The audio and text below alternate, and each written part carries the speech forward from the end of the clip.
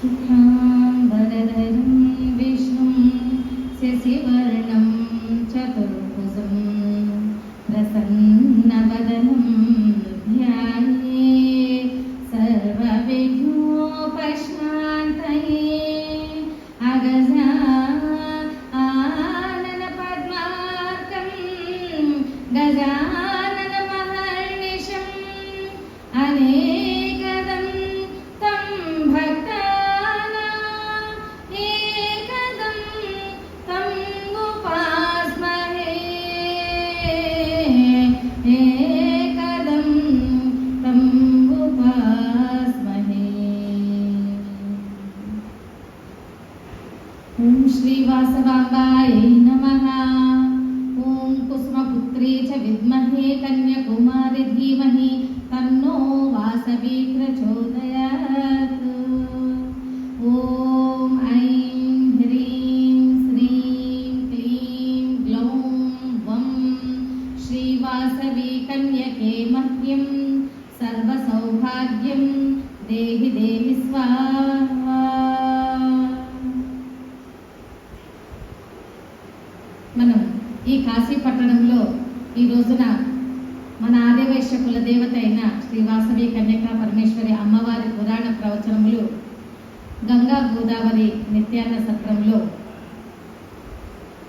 ఎంతో ప్రీతిగా భక్తులందరూ కూడా వినాలని సత్ర సముదాయం వారు కూడా ఎంతో భక్తి శ్రద్ధలతో ఈ పురాణ ప్రవచనములను ఏర్పాటు చేసి మాకు బోధించే అవకాశాన్ని భక్తులందరికీ వినే అవకాశాన్ని కల్పించిన గంగా గోదావరి ట్రస్ట్ వారికి కాశీ పార్వతీ పరమేశ్వరులు అలాగే మన ఆదివేశ్య కులదైవం అమ్మవారి ఆశీర్వాదాలు ఎప్పటికీ ఉండి ఇలాగే దిన అభివృద్ధిమానంగా అనేక కార్యక్రమాలు అనేక సేవలు జరగాలని ఆ పార్వతీ పరమేశ్వరులను అమ్మవారిని పరమేశ్వరిని కోరుకుంటూ మనం నిన్నటి రోజున పురాణ ప్రవచనంలో 18 పట్టణములను మయబ్రహ్మ ఆర్యవైశ్యుల కోసం నిర్మించారు అని తెలుసుకున్నాం.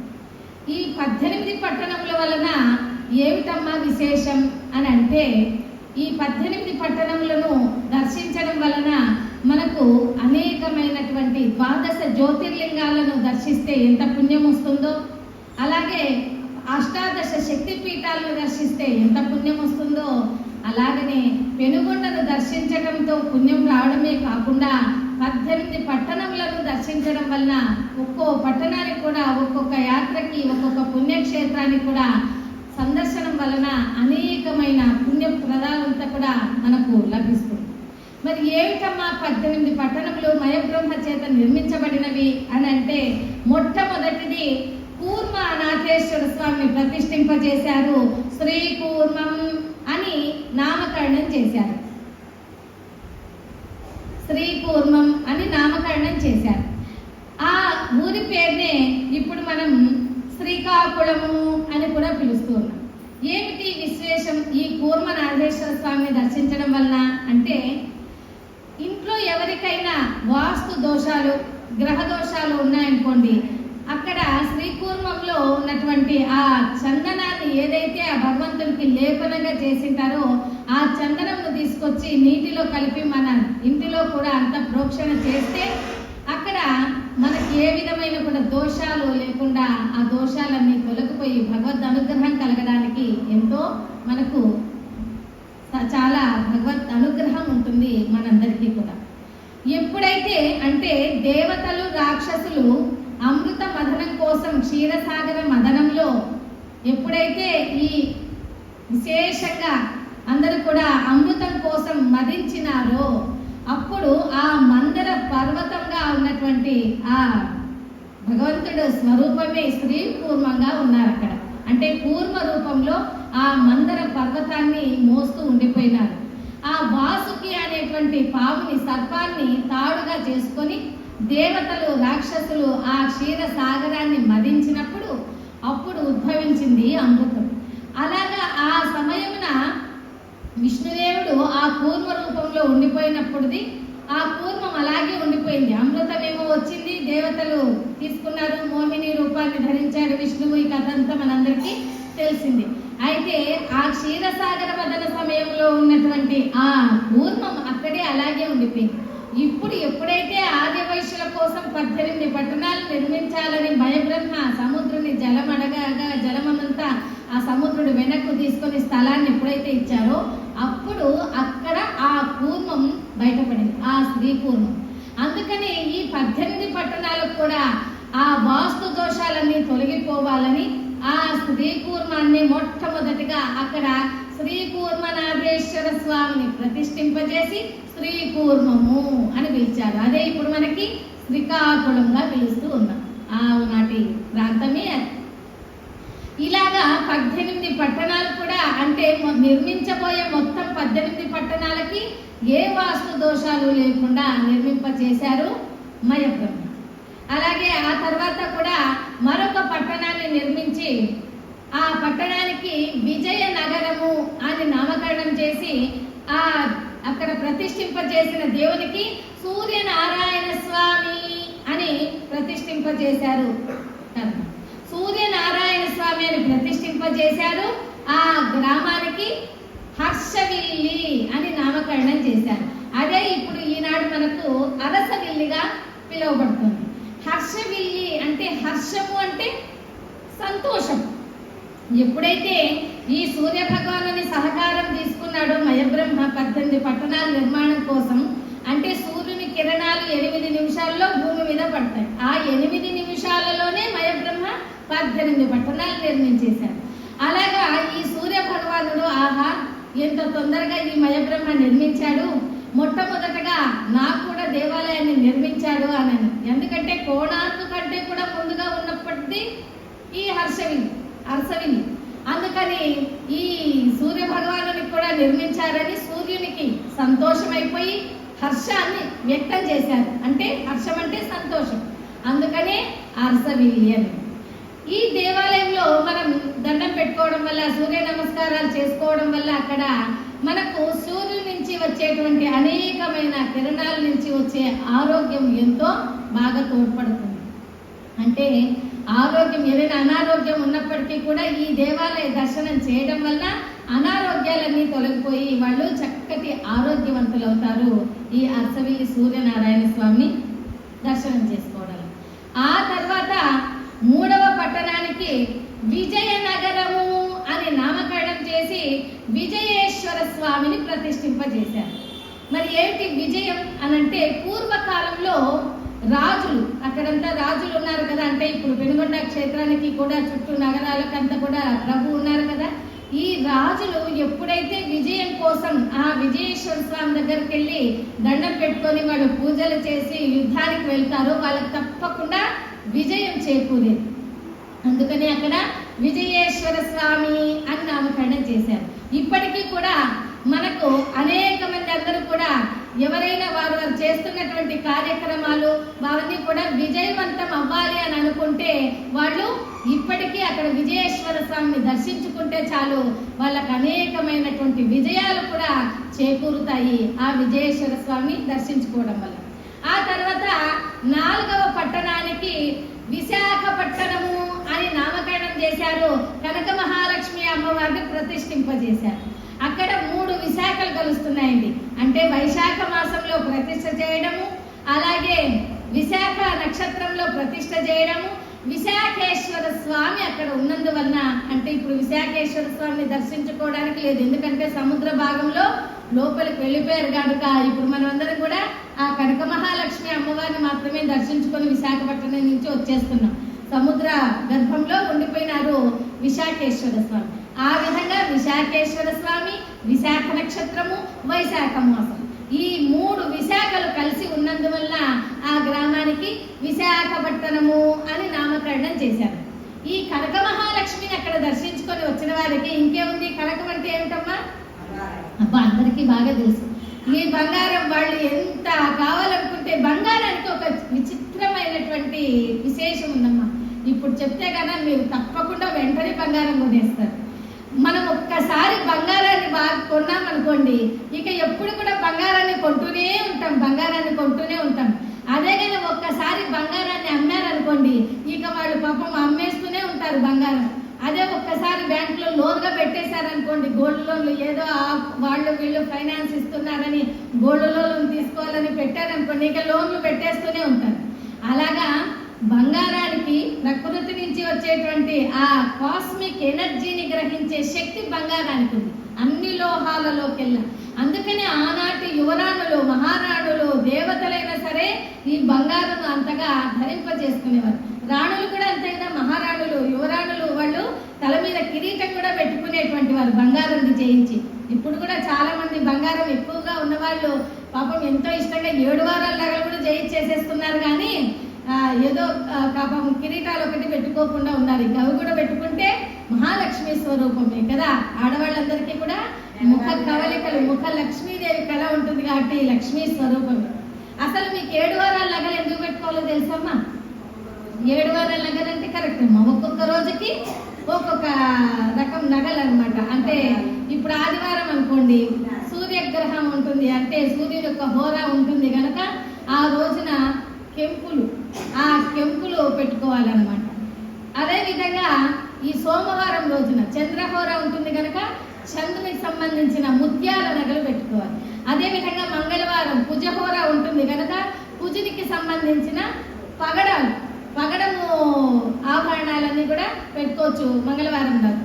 అదే బుధవారం రోజున మనకి బుధునికి ఇష్టమైనటువంటి పచ్చలు, ఈ పచ్చల ఆభరణాలన్నీ పెట్టుకోవడం వల్ల బుధ గ్రహం యొక్క అనుగ్రహం కూడా వీళ్ళకి కలుగుతుంది.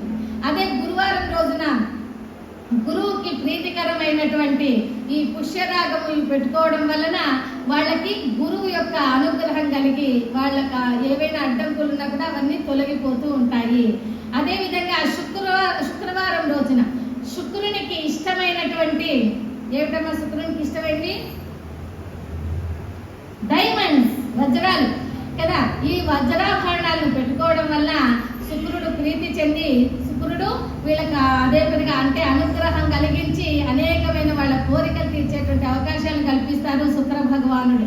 అదేవిధంగా శనివారం రోజున శనిహోర ఉండడం వల్ల శని భగవానుడికి చూడండమ్మా, ఎప్పుడైనా కానీ శని శని అని మాత్రం కూడా అనకూడదు, శని భగవానుడు అని అనాలి. శని భగవానుడు అనంటే మనకు చాలా మంచిది. శని భగవానుడికి ఇష్టమైనటువంటి నీలం, ఆ నీలాభరణాలు పెట్టుకోవడం వలన ఆ శని మహాత్ముని అనుగ్రహం మనకు కలుగుతుంది. అందుకే ఈనాటికి కూడా ఆభరణాలంటే ఎంత ఇష్టపడుతుంటారో మన ఆడవాళ్ళందరూ కదా. ఆడవాళ్ళు ఏంటిలే, మగవాళ్ళు కూడా ఇష్టపడుతున్నారు. వాళ్ళు కూడా చైన్లు అంటూ, బ్రేస్లెట్లు అంటూ కదా, వాళ్ళు కూడా ఉంగరాలంటూ, పెండెంట్లంటూ తెలుస్తుందండి. ఏ రోజు ఏం పెట్టుకోవాలో, ఏ రోజు ఏ రకం అనేది ఇప్పుడు బాగా వివరించి చెప్పారండి. అలాగా మనం ఇన్ని ఆభరణాలను ఇలా పెట్టుకుంటూ ఉంటాం. ఇప్పుడు ఇదంతా ఎందుకు చెప్పాల్సి వచ్చిందంటే అమ్మ మహాతల్లి కనక మహాలక్ష్మి గురించి చెప్పాం. అలాగా మీరు కోరుకున్నటువన్నీ కూడా మీకు ఏవేవైతే ఇష్టం ఉంటాయో అవన్నీ కూడా కనక మహాలక్ష్మి అమ్మవారు మీకు కనకరించేస్తుంది అనమాట. ఆ తర్వాత మనకి 5వ పట్టణానికి వీరనారాయణపురం అని నామకరణం చేసి వీర వెంకట సత్యనారాయణ స్వామిని ప్రతిష్ఠింపజేశారు. అదే ఈనాడున మనము అన్నవరంగా పిలుస్తున్నాం. మీకు ఒక్క విషయం తెలుసమ్మా, అన్నవరం అనే పేరు ఎలా వచ్చిందో తెలుసా? మన ఆర్యవైశ్యుల వల్లనే వచ్చింది అన్నవరం అనేది. ఎందుకంటే ఒకానొకప్పుడు ఒక ఆర్యవైశ్యుల జంట వాళ్ళకి సంతానం లేదని మహర్షుల దగ్గరికి వెళ్ళి, ఓ గురువుగారు మాకి సంతానం లేదు, ఎన్నో కార్యక్రమాలు, ఎన్నో పూజలు, స్తోత్రాలు, ఎన్నో జపకోటలు ఎన్నో చేశాము, కానీ మాకు సంతానం లేవు, ఏదైనా మాకు సంతానం కలిగే భాగ్యమో, నోమో, వ్రతమో, దానమో తెలియజేయండి అన్నారు. అప్పుడు ఆ మహర్షుల వారు, ఓ ఆర్యవైశ్యులారా, ఎవరైతే సంపూర్ణ యాత్ర చేస్తున్నారో అంటే రామేశ్వరం నుంచి కాశీకి, కాశీ నుంచి పూరి మీదుగా రామేశ్వరానికి ఇలాగా వచ్చేటువంటి భక్తులు ఎవరైతే ఉన్నారో వారికి ఈ రత్నాకరం, అంటే ఎందుకు రత్నాకరం అంటున్నాం అంటే మనకు అరుణాకరం కూడా ఒకటి ఉందండి. అరుణాకరం అంటే ఏమిటి అంటే మనకి రామేశ్వరం దగ్గర తెప్పలు లేకుండా ఉండేటువంటి సముద్రం ఏదైతే ఉందో దీన్ని అరుణాకరం అంటాం. అందుకనే మన తమిళనాడులో అరుణాకరం అనే ప్రాంతం ఉంది కాబట్టి అరుణాచలం ప్రసిద్ధికి ఎక్కింది.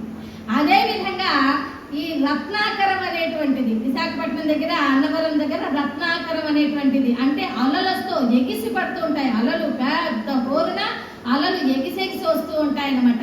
అలాంటి అలలు ఉండేటువంటి దగ్గర మనకి ఏమని చెప్తామంటే అది రత్నాకరం అంటాం. అందుకే అక్కడ రత్నాచలం ప్రసిద్ధికి ఎక్కింది. రత్నాచలం అంటే ఇంకేదో కాదు, అన్నవరం. ఆ రత్నాచలము అంత ప్రసిద్ధికి ఎక్కింది.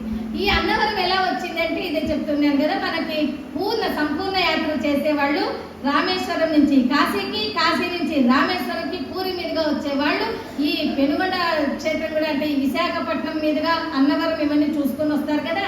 అప్పుడు ఆ రత్నాచలం పైన మీరు అన్నం వరంగా పెడుతూ ఉండండి అన్నారు. అన్నం వరంగా అంటే అన్నము అన్నదానం అన్నమాట. ఇప్పుడు ఇక్కడ ఈ కాశీపట్టణంలో ఏ విధంగా అయితే వచ్చిన యాత్రికులకి గంగా గోదావరి సత్రంలో నిత్యం అన్నదానం ఏ విధంగా అయితే సంతృష్టికరంగా ప్రీతికరంగా అయితే వాళ్ళు భోజనాలు వడ్డిస్తున్నారో ప్రేమగా, అలాగా అన్నదానం చేయండి రత్నాచలం మీద అన్నారు. అప్పట్లో అన్నదానం అంటే ఇప్పట్లాగా కేవలం రైస్ తో చేసిన అన్నంతో బియ్యంతో చేసిన అన్నం కాదండి. అప్పట్లో గోధుమలతో చేసిన అన్నం ఉండేది. అందుకని అప్పుడు గోధుమతో చేసిన అన్నాన్ని వాళ్ళు పెడుతూ ఉండేవారు. అందుకని ఇప్పటికీ చూడండి, మనము సత్యనారాయణ స్వామి వ్రతం చేస్తే బియ్యంతో చేసిన పదార్థం వండుతామా, గోధుమలతో చేసిన పదార్థాన్ని నైవేద్యంగా పెడతామా? గోధుమలతో చేసిన పదార్థాన్ని నైవేద్యం చేసి ప్రసాదంగా పెడతారు. అలాగా వాళ్ళు గోధుమ రవ్వతో ప్రసాదం చేసి వాళ్ళందరికీ కూడా ఆర్యవైశ్య భక్తులకందరికీ కూడా నిత్యం అన్నదానం చేస్తూ ఉండేవారు. అలా అన్నాన్ని స్వీకరించుకొని వచ్చిన వాళ్ళందరూ కూడా, మిగతా వాళ్ళందరూ కూడా ఏంటి ఎక్కడికి వెళ్తున్నారు మీరు అని అనగానే, ఇదిగోండి పైన ఈ రత్నాచలం మీద అన్నం వరంగా పెడుతున్నారు అని అన్నం వరం అని అన్నవరం అని ప్రసిద్ధికి ఎక్కింది ఆ సత్యనారాయణ స్వామి కొలువై ఉండేటువంటి ప్రాంతం. అందుకనే మనం ఈ రోజుకి కూడా మనం చూడండి, ఈ అన్నవరం సత్యనారాయణ స్వామి విశేషం ఏమిటి అంటే, ఇప్పటికీ కూడా మనం నూతనంగా వివాహమైన వారు మనకి 108 రకాల దేవుళ్లకు నిత్య పూజలు జరుగుతున్నా, మనకు 33 కోట్ల మంది దేవతలు ఉన్నా, నిత్యం ధూపదీపారాధనలు జరిగేటువంటి దేవుళ్ళు 108 మంది కనుక మనకు చూడండి అష్టోత్తరంలో కూడా 108 నామాలు ఉంటాయి. అందుకని ఆ 108 మంది ఉంటారు కనుక మనము ఏం చెప్తున్నాను, 108 దేవతల పూజ చేస్తారు కనుక ఈ 108 మంది ఉంటారు. ఈ అన్నవరంలో అంటే సత్యనారాయణ స్వామి వారికి కూడా మనము విశేషంగా నూతనంగా వివాహం జరిగిన వాళ్ళు ఎప్పటికీ కూడా ఈ సత్యనారాయణ స్వామి వ్రతాన్ని ఆచరిస్తూ ఉంటారు. సత్యనారాయణ స్వామి వ్రతాన్ని ఆచరించే వారికి వారు కోరుకున్న కోరికలు, వారికి సంకల్ప సిద్ధి అంతా నెరవేరేటట్లుగా, అంతేకాకుండా మంచి సంతానం కలిగేలాగా ఆ వీర వెంకట సత్యనారాయణ స్వామి అనుగ్రహిస్తారు. కనుకనే ఇప్పటికీ నూతనంగా వివాహమైన వారు మొట్టమొదటిగా చేసే వ్రతం ఏమిటమ్మా అంటే సత్యనారాయణ స్వామి వ్రతం. అక్కడ త్రిమూర్త్యాత్మక స్వరూపము సత్యనారాయణ స్వామి వారు. ఎందుకంటే క్రింద ఏమో యంత్ర రూపంలో ఉంటారు, ఆ తర్వాత బ్రహ్మ రూపంలో, విష్ణు రూపంలో అంటే సుదర్శన చక్ర రూపంలో ఉంటున్నారు కనుక బ్రహ్మ విష్ణు మహేశ్వరుల రూపంలో ఉంటున్నారని ఆ విధంగా పెట్టారు. అందుకనే వీర వెంకట సత్యనారాయణ స్వామి అంటారు. వీర అంటేనేమో మనకి శివుడు, వెంకట అంటేనేమో విష్ణుతత్వం, ఆ తర్వాత సత్య అంటేనేమో సత్యలోకాధిపతి బ్రహ్మ. ఆ విధంగా బ్రహ్మ విష్ణు మహేశ్వరుల రూపమే వీర వెంకట సత్యనారాయణ స్వామి వారు. ఈ విధంగా ఆర్యవైశ్యుల వల్లనే ఆ గ్రామానికి, ఆ క్షేత్రానికి అన్నవరం అనే పేరు వచ్చింది కనుక ఎంతో గర్వించదగ్గ విషయం, ఎంతో గొప్ప వంశం. జై బోలో